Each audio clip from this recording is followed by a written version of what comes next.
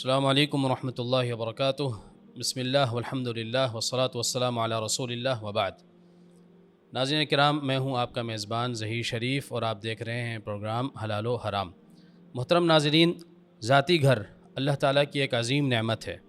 یہ وہ آشیانہ ہے جہاں انسان کو دن بھر کی مشقت کے بعد سکون حاصل ہوتا ہے، جہاں اس کا تحفظ یقینی ہوتا ہے اور جہاں زندگی کی ساری خوشیاں اور نسلیں پروان چڑھتی ہیں۔ لیکن ناظرین محترم، جب ہم اس نعمت کو حاصل کرنے کے لیے بینکس کی ہاؤسنگ اسکیمز کا دروازہ کھٹکھٹاتے ہیں تو بحیثیت مسلمان ایک بہت اہم اور بنیادی سوال ہمارے ذہن میں آتا ہے کہ کیا یہ اسکیمز واقعی سود سے پاک ہیں یا یہ بھی روایتی سودی نظام ہی کی ایک نئی اور دلکش شکل ہے؟ آج کے پروگرام میں ہم اسی ٹاپک پر بات کریں گے۔ میرے ساتھ اسٹوڈیو میں موجود ہیں شیخ عثمان صفدر صاحب، جو CEO ہیں المدینہ اسلامک ریسرچ سینٹر کے اور محتمم ہیں جامعۃ البیان کراچی کے۔ بہت شکریہ شیخ آپ کے وقت جزاک اللہ خیر۔ شیخ، اسلامک بینکس کی جو ہاؤس فائنینسنگ ہے اس کا بنیادی طریقہ کار کیا ہوتا ہے؟ اسلامی بینک کی جو ہاؤس فائنینسنگ اسکیمز مختلف آج ہمارے سامنے آ رہی ہیں، میزان بینک ہے یا بینک اسلامی ہے یا مختلف جو اور بینکس ہیں جن کی اسلامک ونڈوز اوپن ہو گئی ہیں، تو زیادہ تر ان کا طریقہ کار جو ہوتا ہے وہ ایک شرعیہ اصطلاح ہے جس کو مشارکہ کہتے ہیں۔ صحیح۔ اور مشارکہ میں دو مختلف مشارکات ہوتے ہیں، ایک شرکت العقد ہوتا ہے اور ایک شرکت الملک ہوتا ہے۔ جوائنٹ اونرشپ ہوتی ہے، یہ جوائنٹ کمرشل انٹرپرائز ہوتا ہے۔ تو زیادہ تر جو ہاؤس فائنینسنگ ہوتی ہے وہ شرکت الملک کے تحت ہوتی ہے، یعنی اسٹارٹنگ میں دونوں شرکت العقد میں جاتے ہیں کہ دونوں مل کے ایک ایگریمنٹ کرتے ہیں، دونوں مل کے پارٹنر بنتے ہیں اور پھر وہ کنورٹ ہو جاتی ہے شرکت الملک کے اندر، یا اسٹارٹنگ میں ہی وہ شرکت الملک چلتا ہے۔ کانسیپٹ یہ ہے کہ بینک اور کسٹمر، یعنی اسلامی بینک اور کسٹمر جس کو گھر چاہیے، وہ دونوں مل کے ایک پراپرٹی پرچیز کرتے ہیں اور اس پراپرٹی کے اندر 10% جو ہے وہ یا 20% جو ہے وہ کسٹمر پے کر رہا ہوتا ہے اور 80% یا 90% جو ہے وہ اسلامی بینک پے کر رہا ہوتا ہے۔ تو وہ دونوں مل کے ایک جوائنٹ اونرشپ کریٹ کرتے ہیں، ایک شرکت الملک بناتے ہیں، اور پھر جو کسٹمر ہے وہ اقساط میں اس شرکت کو خریدتا ہے۔ یونٹس بنائی جاتی ہیں، 80% جو اس کی پراپرٹی کا مالک بینک ہوتا ہے تو اس کی جو یونٹ بنائے جاتے ہیں وہ پھر کسٹمر خریدتا ہے۔ اور جب تک کسٹمر وہ یونٹ مکمل خرید نہیں لیتا تو چونکہ وہ پراپرٹی یوز کر رہا ہے، یعنی وہ اس پراپرٹی میں رہ رہا ہے، تو اس لیے وہ بینک کو، اسلامی بینک کو، وہ رینٹ پے کر رہا ہوتا ہے، اجارہ جس کو ہم کہتے ہیں۔ تو بنیادی طور پہ اسٹارٹ ہوتا ہے شرکت الملک سے، ایک اونرشپ بنتی ہے، پھر اس کو جو ہے وہ سیل پرچیز کا ایگریمنٹ بنا دیا جاتا ہے، یعنی وہ شرکت خرید رہا ہوتا ہے اور اسی دوران میں چونکہ بینک اس کا مالک ہوتا ہے باقی پراپرٹی کا، تو اس کا وہ رینٹ پے کر رہا ہوتا ہے۔ تو تینوں چیزیں مل کے یہ ایک ہاؤس فائنینسنگ جو ہوتی ہے اسلامی بینک کی، اس طریقے سے کی جا رہی ہوتی ہے۔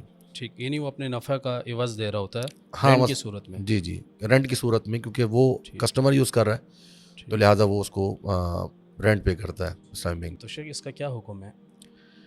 بظاہر دیکھنے میں تو یہ چیز جائز لگ رہی ہے، کیونکہ اسلامک اصطلاحات کا استعمال ہے، شرکت الملک ہے اور اجارہ ہے اور سب چیزیں ہیں، لیکن جب اس پر غور کیا جائے تو اس میں کئی قباحتیں شرعی طور پہ ہمیں نظر آتی ہیں۔ پہلی جو اس میں دو تین میں جس کی طرف اشارہ کرنا چاہوں گا، اور یہ ایسی قباحتیں ہیں، یہ ایسے مسائل ہیں، ایسے اعتراضات ہیں کہ جس کی وجہ سے یہ پورا جو معاہدہ ہے یہ سودی نظام کی طرف چلا جاتا ہے، یا اس کا نتیجہ جو نکلتا ہے وہ سود کی صورت میں نکل رہا ہوتا ہے۔ اور یہ میں کوئی مبالغہ آرائی نہیں کر رہا، یہ ایک حقیقت بیان کر رہا ہوں۔ اب قباحتیں کیا ہیں؟ سب سے پہلی قباحت یہ ہے کہ اس کے اندر جب جوائنٹ اونرشپ کا ایک ایگریمنٹ ہو رہا ہوتا ہے، یعنی میں اور اسلامی بینک ایک پراپرٹی پرچیز کرنے جا رہے ہیں، تو ہم دونوں مل کے ایک پارٹنرشپ کریٹ کر رہے ہوتے ہیں۔ تو اس پارٹنرشپ کو کریٹ کرنے سے پہلے ایک انڈر ٹیکنگ لی جاتی ہے، ایک وعدہ لیا جاتا ہے کہ جی جب اسلامی بینک آپ کی بہاف پہ، آپ کے کہنے پر اس میں شامل ہو جائے گا تو پھر آپ نے لازماً اسلامی بینک سے جو اس کا حصہ ہے وہ آپ نے خریدنا ہے۔ ٹھیک ہے نا؟ اور بلکہ بسا اوقات اس حصے کی قیمت بھی طے ہو جاتی، یعنی جو خریدا جائے گا تو اس کی اتنے یونٹ بنائے جائیں گے اور اتنے یونٹ آپ اس کو لازمی خریدیں گے۔ دو چیزیں جمع ہو گئی نا، ایک شرکت ہے، ٹھیک ہے نا، یعنی پارٹنرشپ ہے وہ کریٹ کی جا رہی ہے، اور پھر اس کو ڈیمینش کرنے کا، جس کو ہم ڈیمینش مشارکہ کہتے ہیں، یہ اصطلاح ہے اسلامی بینکنگ میں یوز ہوتی ہے، تو اس کو ڈیمینش کرنے کا، اس کو متناقص کرنے کا، کم کرنے کا بھی معاہدہ ساتھ میں ہو رہا ہے، اور اس کی انڈر ٹیکنگ ہو رہی ہے کہ آپ اس کو خریدیں گے، اور اس کو وعدہ کہہ دیا جاتا ہے جبکہ یہ وعدہ کی صورت بنتی ہی نہیں ہے۔ اصل قباحت اس میں یہ آتی ہے کہ اگر میں اور بینک مل کے ایک چیز خرید رہے ہیں اور ابھی خریدی نہیں گئی، اور میں بینک کے ساتھ یہ معاہدہ کر رہا ہوں کہ جب ہم خرید لیں گے تو پھر میں آپ سے اتنے میں خرید لوں گا، تو گویا کہ میں بینک سے ایسی چیز خرید رہا ہوں یا بینک مجھے ایسی چیز بیچ رہا ہے کہ جو بینک نے ابھی خریدی نہیں ہے۔ صحیح، بالکل ٹھیک ہے نا؟ تو اب یہ بیع ما لا یملک میں آ گیا کہ آپ نے ایک ایسی چیز بیچ رہے ہیں جو آپ نے ابھی خریدی نہیں ہے، بالکل ملکیت میں نہیں ہے۔ ملکیت میں نہیں آئی۔ اب اس کے اندر جو ہے وہ یہ کہتے ہیں نہیں جی ہم تو وعدہ کر رہے ہیں، یہ کوئی عقد تو ہو نہیں رہا، کانٹریکٹ تو نہیں ہو رہا، یہ تو وعدہ ہو رہا ہے، ایک انڈر ٹیکنگ لی جا رہی ہے۔ لیکن یہاں مسئلہ کیا آ رہا ہے کہ آپ ایک ایسی چیز بیچنے کا وعدہ کر رہے ہیں جو ابھی آپ کی ملکیت میں نہیں آئی، ٹھیک ہے نا، انڈر ٹیکنگ لینے کی صورت میں۔ اور اس وعدے کو پھر جو ہے وہ امبوز کیا جاتا ہے، جیسا کہ اسٹیٹ بینک آف پاکستان کی ویب سائٹ کے اوپر یہ چیز موجود ہے، ان کے جو سرکولر ہے 2013 کا، وہ آج تک ابھی تک جو ہے وہ ویلڈ ہے، اور یہ انشاءاللہ اپنے ناظرین کو دے بھی دیں گے، کو دیکھ بھی سکیں۔ اس میں یہ بات لکھی ہوئی ہے کہ اگر انڈر ٹیکنگ لینے کے بعد کسٹمر جو ہے وہ آنر نہیں کرتا اپنے اس انڈر ٹیکنگ کو اور پیچھے ہٹ جاتا ہے، تو وہ جو پراپرٹی ہے وہ بیچی جائے گی اوپن مارکیٹ کے اندر، اور اس میں اگر لاس ہوتا ہے تو وہ ایکچوئل لاس جو ہے وہ کسٹمر بیئر کرے گا۔ اچھا، اس کا مطلب کیا ہوا؟ اس کا مطلب یہ ہوا کہ آپ اس کو وعدہ کی صورت تو نہیں دے رہے، آپ تو عقد کی صورت دے رہے ہیں، بالکل، کہ میں نے آپ کے ساتھ مل کر ایک وعدہ کیا کہ جی میں آپ سے یہ چیز خریدوں گا، صحیح، ٹھیک ہے نا، آپ تو وعدہ کہہ رہے ہیں نا اس کو، میں کہہ رہا ہوں کانٹریکٹ ہے، آپ وعدہ کہہ رہے ہیں۔ اگر یہ وعدہ تھا اور میں پیچھے ہٹ گیا تو لاس تو آپ کو اٹھانا چاہیے تھا۔ بالکل، اگر میں لاس اٹھا رہا ہوں اس کا مطلب یہ ہے کہ یہ وعدہ نہیں تھا، یہ کانٹریکٹ تھا۔ تو جب واضح ہو گیا کہ یہ وعدہ نہیں تھا، یہ کانٹریکٹ تھا، تو اس کا مطلب یہ ہے کہ آپ کانٹریکٹ کر رہے ہیں، اور آپ اس وقت کانٹریکٹ کر رہے ہیں جب ابھی آپ نے وہ گھر خریدا نہیں ہے، صحیح، ٹھیک ہے، تو یہ بیع ما لا یملک میں آتا ہے۔ ہاں اگر آپ نے گھر خرید لیا ہوتا پھر آپ مجھے بیچتے اور پھر میں پیچھے ہٹ جاتا تو ایکچوئل لاس اٹھانا میری ذمہ داری بنتی، لیکن ابھی ایکچوئل لاس اگر آپ میرے اوپر ڈال رہے ہیں کہ جی میں نے اٹھانا ہے نقصان، ٹھیک ہے، تو پھر جو ہے وہ آپ اس کا مطلب وعدہ تو نہیں ہے۔ یہاں پہ لاس کی بات تو کی گئی ہے، پروفٹ کی بات نہیں کی گئی، کہ اگر وہ گھر اوپن مارکیٹ میں بیچا گیا اور عموماً ہمارے پراپرٹی کی قیمت بڑھتی ہے، تو اگر پروفٹ ہوا بینک کو تو وہ کس کے پاس جائے گا؟ اس کا کوئی تذکرہ نہیں ہے۔ تو ایک تو شرعی قواعد اس کے اندر یہ ہے کہ آپ ایک ایسی چیز بیچ رہے ہیں جو آپ کی جس کی ملکیت نہیں ہے۔ یہ شیخ وہ تو یہ کہتے ہیں کہ ہم ہر یونٹ کا جو ہے نا وہ الگ ایگریمنٹ کر رہے ہیں اس کے ساتھ۔ جی جی، یہ آتا ہے، یہ بات آتی ہے، بسا اوقات بعض لوگ کہہ دیتے ہیں اگر ہر یونٹ کے آپ الگ سے ایگریمنٹ کر رہے ہیں تو پھر سوال یہ آتا ہے کہ اب ایک مسئلہ ایک اور آتا ہے اسی معاملے کے اندر، اور وہ آتا ہے لیٹ پیمنٹ کا۔ جی، کہ اگر لیٹ پیمنٹ ہوگی تو پھر آپ کو چیریٹی دینی پڑے گی، جس کو وہ چیریٹی کہتے ہیں۔ اسٹیٹ بینک آف پاکستان کی ویب سائٹ کے اوپر اس کو پینلٹی لکھا ہوا ہے، اور یہ ہم دکھا بھی دیں گے ویب سائٹ کے اوپر۔ تو اگر آپ ایگریمنٹ نیا کر رہے ہیں تو پینلٹی کس چیز کے لگا رہے ہیں اس کے اوپر؟ تاخیر کس چیز میں ہو رہی ہے؟ آپ تو ایگریمنٹ ہی نیا کر رہے ہیں، جی، ٹھیک ہے نا۔ اور پھر اگر آپ ایگریمنٹ نیا کر رہے ہیں تو کیا قیمت پہلے سے طے شدہ ہے یا قیمت اس وقت طے ہو رہی؟ مثلا اگر میں اور آپ مل کے ایک معاہدہ کر رہے ہوں گے تو ابھی دیکھیں گے نا کہ پراپرٹی کی ویلیو کیا چل رہی ہے، تو پھر میں آپ اسی حساب سے پیمنٹ کروں گا۔ لیکن آپ تو اسی ویلیو پہ لے رہے ہیں جو شروع سے چلی آ رہی ہے، اور اسی ویلیو کے اوپر آپ جو ہے وہ تاخیر پر جرمانہ بھی لگا رہے ہیں، جس کو آپ چیریٹی کہہ رہے ہیں۔ اور یہ بھی بڑی عجیب سی بات ہے کہ آپ اس کو چیریٹی کہہ دیتے ہیں، جبکہ میزان بینک کا جو یہی جو ایزی ہوم فائنینسنگ والا ان کا جو کانٹریکٹ ہے، انڈر ٹیکنگ ہے، اس کے اندر یہ لکھا ہوا ہے انہوں نے، اور یہ چیز ہم دکھائیں گے انشاءاللہ ناظرین کو۔ صارف اپنے ذمہ وعدہ کرتا ہے کہ وہ صدقہ کرے گا تاخیر کی صورت میں، اور اس صدقے کا جو ایک حساب و کتاب ہے وہ اس کی جو نادہندہ رقم ہے اس کے مطابق کیا جا رہا ہوگا۔ تو یہ تو وہی جو روایتی سودی بینکوں میں جو جرمانہ لگایا جاتا ہے اور جس طریقے سے کیلکولیٹ ہوتا ہے اسی طریقے سے آپ صدقہ کیلکولیٹ کر رہے ہیں۔ بالکل۔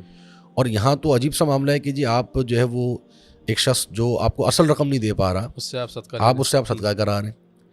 اور یہ جو صدقے والی جو شرط ہے نا، یہ بھی تمام ائمہ جمہور اہل علم کے ہاں یہ جائز نہیں ہے، مالی جرمانہ کسی صورت جائز نہیں ہے۔ نبی صلی اللہ علیہ وسلم کے زمانے میں جو سود ہوتا تھا وہ ہوتا ہی یہی تھا کہ ایک شخص نے وقت پر ادائیگی نہیں کی، جب وقت پر ادائیگی نہیں کی اس کو آپ نے مہلت دی، اور مہلت دینے کی صورت میں آپ نے رقم میں اضافہ کر دیا۔ یہ رقم میں اضافہ، یہ مالی جرمانہ، یہی سود تھا۔ کہتے ہیں مالکی فقہا نے اجازت دی ہے اس کی؟ مالکی فقہا نے اجازت نہیں دی ہے، مالکیوں کے ہاں بھی مرجوح قول ہے یہ، اچھا، ٹھیک ہے نا، مالکیہ کے ہاں بھی یہ قول مختار نہیں ہے۔ جی ہاں، احناف، شوافی، حنابلہ میں تو ہے ہی نہیں، اور اکثر تو جو ہمارے اسلامی بینکنگ والے یہ حنفی حضرات ہیں ان کے یہاں تو بالاتفاق یہ قول ہے ہی نہیں، یہ حرام ہے، جائز نہیں ہے۔ اور یہ قول صرف مالکیہ کے یہاں ہے، اور مالکیہ کے یہاں بھی مرجوح قول ہے۔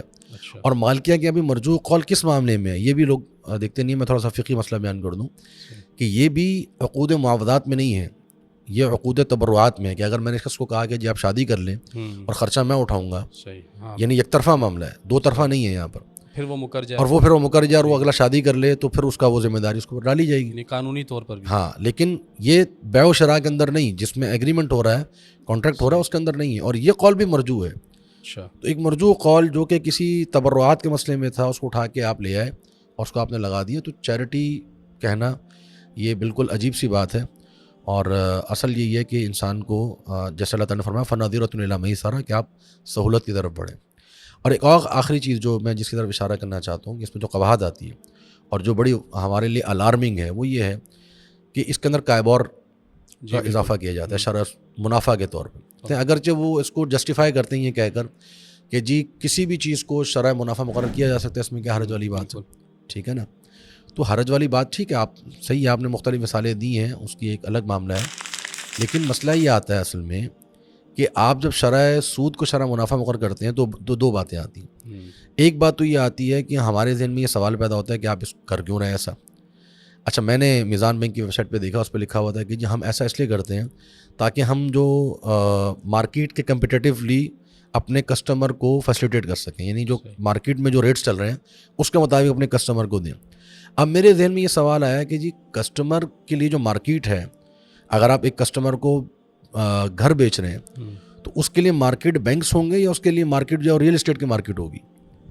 جو ریئل اسٹیٹ کی مارکیٹ ہوگی، جو جائیداد کی خرید و فروخت کرتی ہے، وہاں جو منافع چل رہا ہے اس کو آپ دیکھیں گے نا، یا آپ منافع دیکھیں گے بینکوں میں کیا چل رہا ہے. اگر آپ بینکوں والا منافع دیکھیں گے اس کا مطلب یہ ہے کہ آپ پھر یہاں پر خرید و فروخت نہیں کر رہے ہیں، آپ بینکوں والا کام کر رہے ہیں، اور حقیقت میں ہو بھی ہی رہا ہے. اور دوسرا مسئلہ یہ آتا ہے کہ جب آپ شرح سود کو شرح منافع مقرر کرتے ہیں، جیسے کائبور +3 یا کائبور +4 جو لکھا ہوتا ہے اور واضح طور پہ لکھا ہوتا ہے کہ آگے چل کے قیمت تبدیل بھی ہو سکتی ہے. اب اس کا مطلب یہ ہے کہ اس پراپرٹی کی قیمت جو اگر آج 1 کروڑ روپے ہے، کل کو وہ 1 کروڑ 10 لاکھ بھی ہو سکتی ہے. تو وہ قیمت بھی متعین نہیں ہوئی ابھی، ٹھیک ہے نا. تو قیمت کے اندر بھی جو اتار چڑھاؤ ہے یہ بھی جائز نہیں. جب آپ ایک چیز بیچ رہے ہوں گے تو اس کے اندر جب قیمت آپ نے مقرر کر دی ہے اس میں آپ کمی بیشی نہیں کر سکتے ہیں، ورنہ یہ غرر کی طرف چلا جاتا ہے، جس سے نبی صلی اللہ علیہ وسلم نے منع کیا ہے کہ قیمت کے اندر لا علمی نہیں ہونی چاہیے، جہالت و ثمن جو ہے جس کو ہم کہتے ہیں کہ وہ نہیں ہونا چاہیے. تو یہ 3 بڑے مسائل ہیں جن کی وجہ سے اسلامک بینکنگ کے جو ڈیمینیشنگ مشارکہ بیس پر ہوم فائنینسنگ ہوتی ہے وہ جائز نہیں ہے. ٹھیک ہے نا، واضح طور پہ میں بتا رہا ہوں. اور بالکل وہی معاملہ اس کے اندر سودی معاملات آتے ہیں، اور میں آپ کو شرعیہ طور پہ بتا چکا ہوں اور میں آپ کو ٹیکنیکل کے طور پہ بتا چکا ہوں کہ یہ دونوں چیزیں اس کے اندر آتی ہیں، جس کی وجہ سے قطعاً اس کے اندر جو ہے وہ جانا اور اس کے جو سودی طریقے سے جس کو شرعیہ طریقہ بتا دیا گیا لیکن اس کے طریقے سے ہوم فائنینسنگ میں جانا یہ جائز نہیں ہے. اچھا، رسک کا بھی معاملہ آتا ہے کہ بینک جو ہے وہ رسک نہیں اٹھا رہا، تو ایک ظاہری بات ہے کہ جب وہ ایک چیز ایسی بیچ رہا ہے جو اس کی ملکیت میں نہیں ہے تو اپنے آپ کو رسک سے بچا رہا ہے. یہ بہت اچھا سوال ہے آپ کا، کیونکہ جو ریئل اسٹیٹ والا ہے جو پراپرٹی بیچ رہا ہے وہ تو پراپرٹی رکھ کے بیٹھا ہوا ہے نا. اب اس کی پراپرٹی کی ویلیو کم بھی ہو سکتی ہے، بڑھ بھی سکتی ہے. اسلامی بینک ہے وہ پیسے رکھ کے بیٹھا ہوا ہے، تو جیسے ہی کسٹمر آئے گا اس کے لیے وہ خریدے گا. تو رسک مطلب ویسے کہنے کو کہہ دیتے ہیں کہ جی ہمارے پاس رسک یہ ہے کہ جی جو ہے وہ کسٹمر مکر بھی سکتا ہے یا کچھ بھی ہو سکتا ہے، لیکن آپ نے تو اٹھایا تو نہیں نا رسک، آپ نے تو لاس ڈال دیا ہے کسٹمر کے اوپر. تو آپ نے تو کوئی رسک نہیں اٹھایا. اور نبی صلی اللہ علیہ وسلم کا فرمان ہے کہ جس چیز کی زمان تم پر نہیں ہے اس کا تم فائدہ بھی نہیں لے سکتے. تو ہونا یہ چاہیے تھا کہ آپ اگر آپ نے پراپرٹی میں خریداری کرنی تھی آپ پراپرٹی لے کے رکھتے، پھر آپ آگے سیل کرتے. اب ہوتا یہ ہے کہ کسٹمر نے اگر کراچی کے کسی کونے میں گھر لینا ہے یا لاہور کے کسی کونے میں گھر لینا ہے تو بینک کے پاس آئے گا، بینک کہیں پر بھی اس کی وہ پیمنٹ کر دے گا. بینک یہ نہیں دیکھے گا کہ وہ اس کے پاس ہے یا نہیں ہے یا وہ کیا معاملہ ہے، کتنے کی فائنینسنگ ہے، وہ اوور آل رکھتے ہیں. آپ کو کراچی میں، ملک پاکستان میں کہیں بھی گھر چاہیے ہم آپ کو دلانے کے لیے تیار ہے. تو وہ پیسہ رکھ کے بیٹھے ہوئے، پراپرٹی رکھ کے نہیں بیٹھے ہیں. اس کا جائز طریقہ کیا ہوگا، حلال طریقہ؟ اگر حلال طریقہ یہ کہ دیکھیں جو ہمارے ہاں جیسے پراپرٹی میں لوگ ریئل اسٹیٹ میں قسطوں پہ چیزیں بیچ رہے ہوتے ہیں، انسٹالمنٹس پہ جو لوگ نہیں لے سکتے ہیں انسٹالمنٹ پہ لے سکتے ہیں گھر اپنا، قسطوں پہ ادائیگی کرنا ہے، اس میں کوئی حرج نہیں ہے. قسطوں پہ خرید و فروخت جائز ہے، اس میں حرج نہیں ہے جب تک کہ اس کے اندر جرمانہ نہ لگا دے. اور اسلامک بینکس کے لیے بہتر بات یہ ہو سکتی ہے یا آپ کی کہنے کا ریکمنڈیشنز ان کے لیے یہ ہو سکتی ہیں کہ آپ جو پراپرٹی سیل کرنا چاہیں پہلے خرید کے رکھیں اپنے پاس. ٹھیک ہے، آپ کو پتہ ہے کہ جو لوگ آ رہے ہیں خریدنے کے لیے آپ پہلے سے خرید کر رکھیں اور پھر آپ لوگوں کو سیل کریں.